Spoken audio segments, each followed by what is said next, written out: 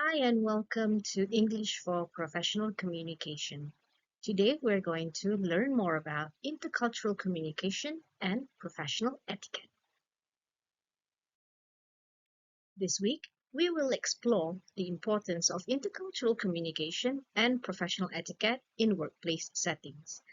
As future professionals, you will likely interact with people from different cultures, backgrounds, and professional environments. So it is important for you to understand how to communicate actively and respectfully in this situation, okay, whereby it will be a key skill for your success. For the objectives of this particular lesson, we have three objectives. Number one, you'll be able to explain the concept of intercultural communication and its importance in professional and global workplace environments. Number two, describe how cultural differences influence communication styles, workplace behavior, and professional interaction. And you may apply appropriate intercultural communication strategies and professional etiquette when interacting in multicultural settings. This will be our main table of contents. We will look at these four topics. Number one, definition. Number two, importance.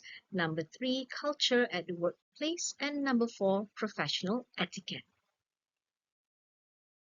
Let's go into the first topic. Okay? What do we mean by intercultural communication? So, by definition, intercultural communication is the ability to communicate as well as understand, okay, people from different cultures and backgrounds, okay? These differences can be observed in facial expressions, customs, touch, tone, and of course, thought patterns as well. Among the examples of intercultural communication, for example, in the US and UK, okay, normally we would greet strangers with a handshake, right? In France, okay, normally it is between 1 to 5 kisses on the cheek, which is called bisou, okay? And normally, if you were to greet a stranger in Japan, you would normally bow to that person. Okay, in the Muslim community, opposite genders with no relation cannot have any physical touch, for example, between men and women. Now, these examples show how cultural differences can influence communication in everyday interactions. Now let's have a short sharing session. Now think about cultures that are different from your own.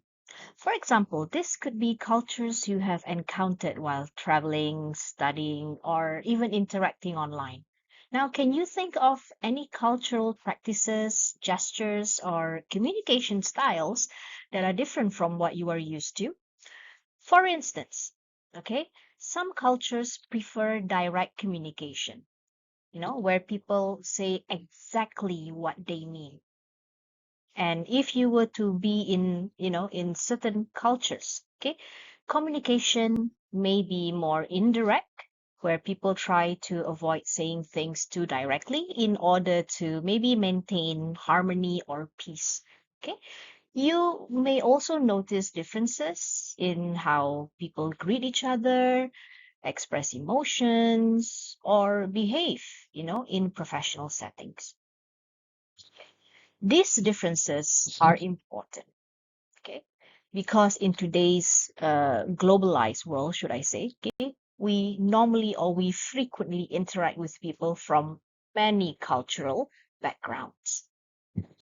Okay, in many organizations today, especially international organizations, okay, you would have teams that are coming from different background, okay, that come from different multicultural background and is global. So you might be working with colleagues, okay, clients or partners from different countries and cultural backgrounds. And because of this diversity, communication can sometimes become challenging, okay, because different cultures may have different expectations, okay, about maybe politeness, behavior, decision making, and even body language. Okay, therefore, Understanding intercultural communication can help us avoid misunderstandings and build stronger professional relationships. Now, before we discuss intercultural communications further, we need to understand what culture actually means. Okay, so culture refers to the ideas, beliefs, values, knowledge, language, and way of life that are shared by a group of people. Okay, culture can be expressed in many ways. For example, we can see it in food, celebrations, music, art, customs, rituals, and language. So, one important thing to remember is that culture is not something we are born with, okay? But instead take it as something we learn through our experiences and upbringing. Okay, our families, our communities, and and environments all influence how we understand the world. Okay, and culture also affects how we make decisions, how we define what is right, what is wrong, and what we consider as respectful or disrespectful behavior. Now, culture also acts as a kind of code of behavior. Code of behavior, okay, because it guides us, okay, on how we should behave in everyday situation, such as how we eat, how we greet others, or how we dress in certain environments. For example, okay, in this particular slides, okay, there are different dining cultures around the world. Okay, some cultures eat using utensils, while others may eat using their hands, or maybe even share food from a common plate. Okay, right? For example, okay, in Sweden, okay, normally we do not expect to the host to be hospitable. Okay, they might not treat you to a meal if you go over their house. Okay, which is quite uncommon if you were to be in any Asian household. Okay, now other than dining culture, okay, similarly in some religious settings, people may wear specific clothing or maybe head coverings as a sign of respect. Okay.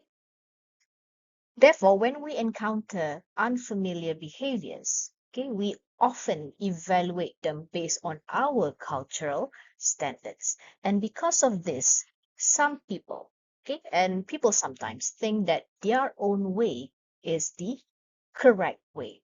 Okay. However, okay, this particular mindsets can lead to cross-cultural misunderstanding.